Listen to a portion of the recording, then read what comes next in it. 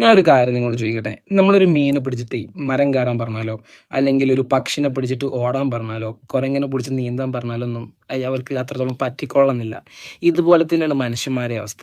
നമ്മൾ ഈ സ്കില്ല് എന്ന് പറയുമ്പോൾ ആദ്യം എന്താണ് സ്കില്ലെന്ന് ഞാൻ പറഞ്ഞുതരാം. സ്കില്ല് എന്ന് പറഞ്ഞു കഴിഞ്ഞാൽ ഒരു ടാസ്ക് ഓർ ആക്ടിവിറ്റി കംപ്ലീറ്റ് ചെയ്യാൻ പറ്റുന്ന എബിലിറ്റിനെ വിളിക്കുന്ന പേരാണ് സ്കില്ല്. അതായത് ഒരു കാര്യം ചെയ്യാനുള്ള കഴിവ്. നമ്മൾ ഈ സ്കില്ലിനെ തന്നെ രണ്ടാക്കിയിട്ടാണ് തരംതിരിക്കുന്നത്. അതിൽ ഒന്നാമത്തെയാണ് സോഫ്റ്റ് സ്കില്ല്. അതായത് ഒരു കാര്യം നമുക്ക് കമ്മ്യൂണിക്കേഷൻ, പീപ്പിൾസുമായിട്ട് ഇൻട്രാക്ട് ചെയ്യുമ്പോൾ ഇൻ്റർപേഴ്സണൽ ആയിട്ടുള്ള സ്കിൽസിനെയാണ് ഈ സോഫ്റ്റ് സ്കിൽ എന്ന് വിളിക്കുന്നത്. അതിൽ ലീഡർഷിപ്പ് വരുന്നുണ്ട്, അല്ലെങ്കിൽ ഒരു ടീം പ്ലെയർ ആയിട്ട് നിൽക്കുന്ന കാര്യങ്ങൾ, ഇതൊക്കെയാണ് സോഫ്റ്റ് സ്കിൽസ്. ഈ രണ്ടാമത്തെയാണ് ഹാർഡ് സ്കിൽസ്. അതായത് ഒരു കോഡിംഗ് ആയിക്കോട്ടെ, പോസ്റ്റർ ഡിസൈനിങ് ആയിക്കോട്ടെ. ഞാൻ ഒരു എക്സാമ്പിൾ പറഞ്ഞുതരാം. അതായത് ഒരു മെക്കാനിക്കിൻ്റെ അടുത്ത് പോയിട്ട് മെക്കാനിക്ക് സൗണ്ട് കേട്ടിട്ട് പറയുന്നത് ഇത് ഇന്ന കംപ്ലൈൻ്റ് ആണ്, ഇന്ന രീതിക്ക് സൊല്യൂഷൻ ക്ലിയർ ആവും എന്ന് പറയുകയാണ്.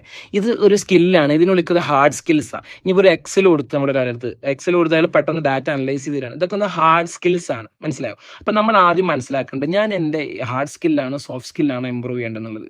അതായത് നമ്മൾ വേറൊരാളെ വെച്ച് കമ്പയർ ചെയ്യുമ്പോൾ നമ്മൾ അതിൻ്റെ മുമ്പ് മനസ്സിലാക്കേണ്ടത് നിങ്ങൾക്ക് എല്ലാവർക്കും ഡിഫറെൻ്റ് ആയിട്ടുള്ള എബിലിറ്റി ആണുള്ളത്. ആദ്യം അത് മനസ്സിലാക്കുക. അതിന് ശേഷം ഏത് ഏരിയയാണ് ഞാൻ ഡെവലപ്പ് ചെയ്യണമെന്ന് മനസ്സിലാക്കേണ്ടത്. ഇപ്പം നിങ്ങൾക്ക് ഈ വീഡിയോ ഉപകാരപ്പെട്ടെന്ന് വിശ്വസിക്കുന്നു. നിങ്ങൾക്ക് ഇതിനെക്കുറിച്ച് കൂടുതലായിട്ട് ഞാൻ അടുത്ത വീഡിയോയിൽ പറഞ്ഞുതരും. ഇത് ഇൻഫോർമേറ്റീവ് തോന്നുന്നുണ്ടെങ്കിൽ നിങ്ങൾ എന്ത് ചെയ്യുക, നിങ്ങളുടെ ഫ്രണ്ട്സിനും ബാക്കിയുള്ളവർക്കും ഷെയർ ചെയ്യുക. നിങ്ങളുടെ തോട്ട്സ് കമൻറ്റിൽ ഇടുക. Thank you so much.